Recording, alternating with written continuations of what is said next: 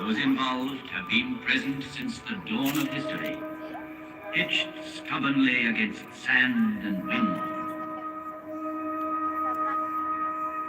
And the voice of the desert has crossed the centuries.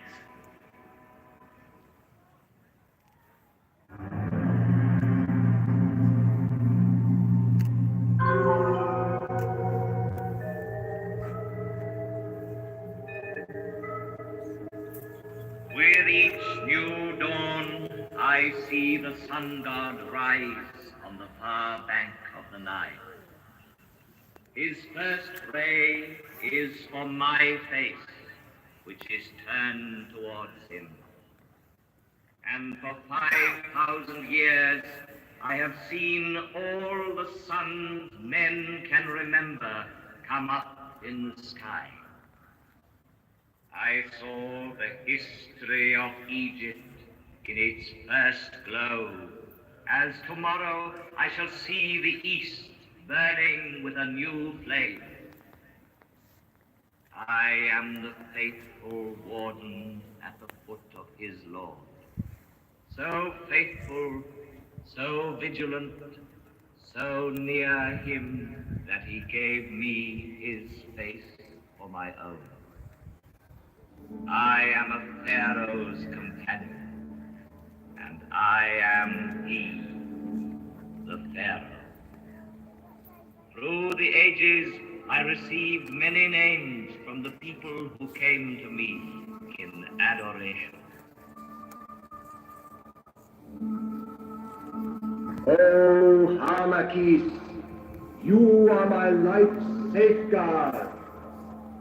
Horus, protect me, oh great God, that I might see you every day. Lord of the heavens, sovereign of eternity.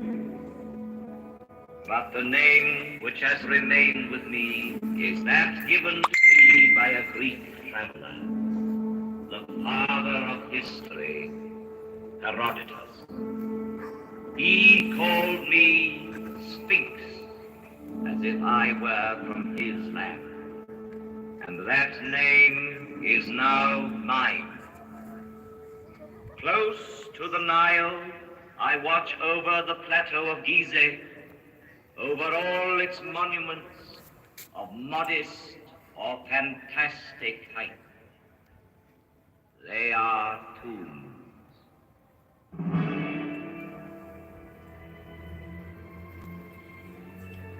Civilizations are like islands on the ocean of barbarism. Over this one, the Sphinx has gazed and watched for 5,000 years.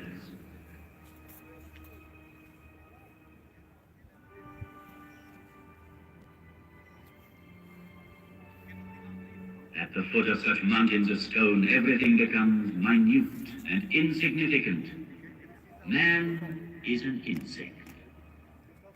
Yet, it was men who built these massive monuments. And the names of pharaohs whose tombs they are have crossed the ages. Their glory has defeated time.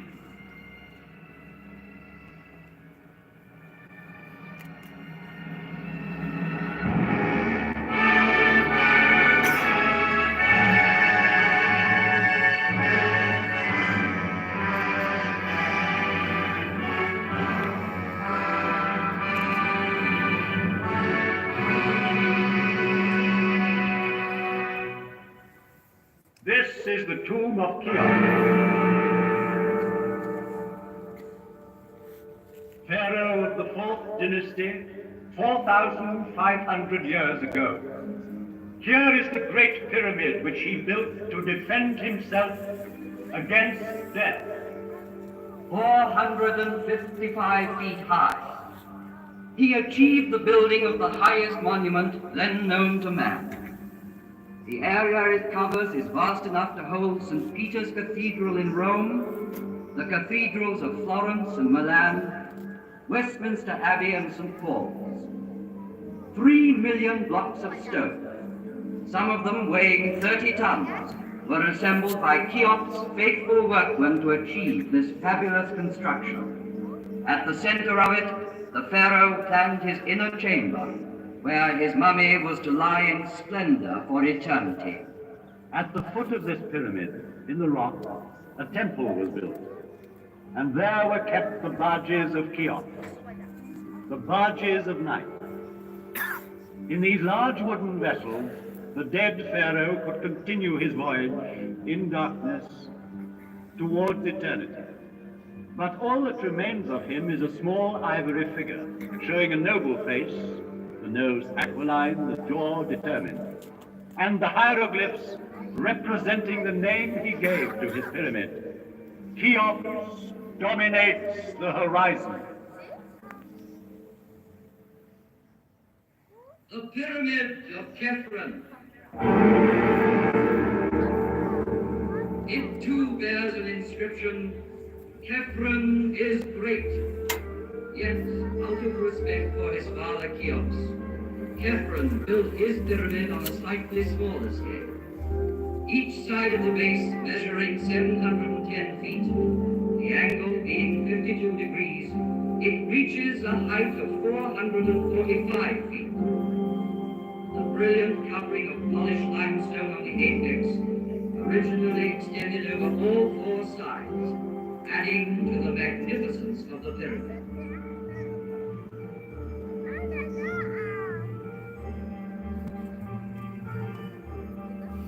The face of Khephren has come down to us sculpted in green diorite streaked with white.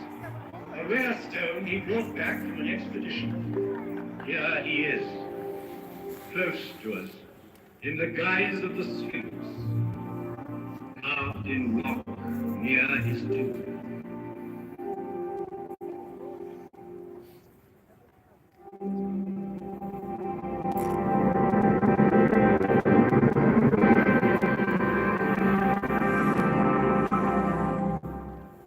Mycerinus.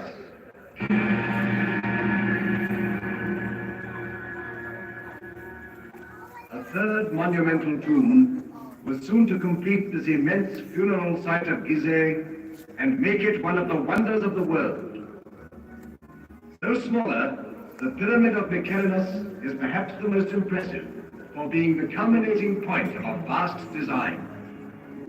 Having built it, the workmen climbed down from its granite flanks and, laying down their tools, looked up with wonderment.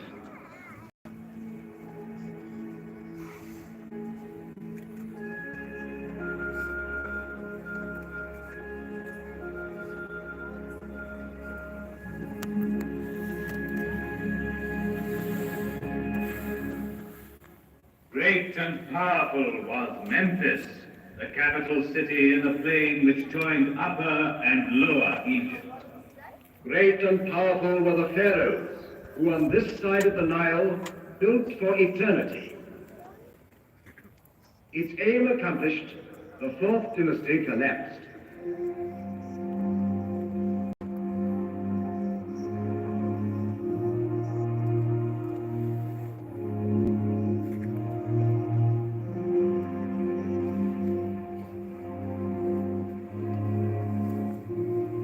The pyramids still stand, and the inscription on the one that completed the design claims, "Divine is Mycerinus."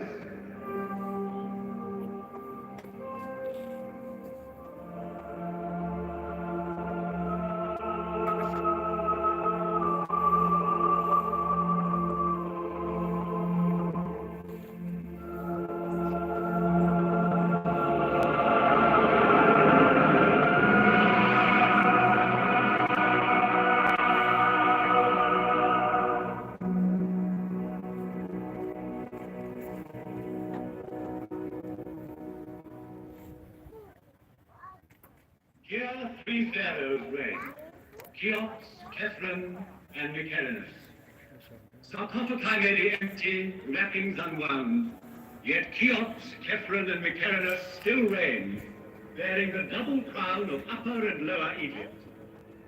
They reign over that court, buried one, over these small pyramids where their queens lie, over the tombs of their ministers, over the whole hierarchy, sleeping forever. Chamberlains, high priests, buffoons, architects, courtesans, each in his proper place in these funerary chambers which are called mastabas. For this is a royal palace of the dead, with triumphal perspectives, pavilions, corridors, secret rooms, strong walls.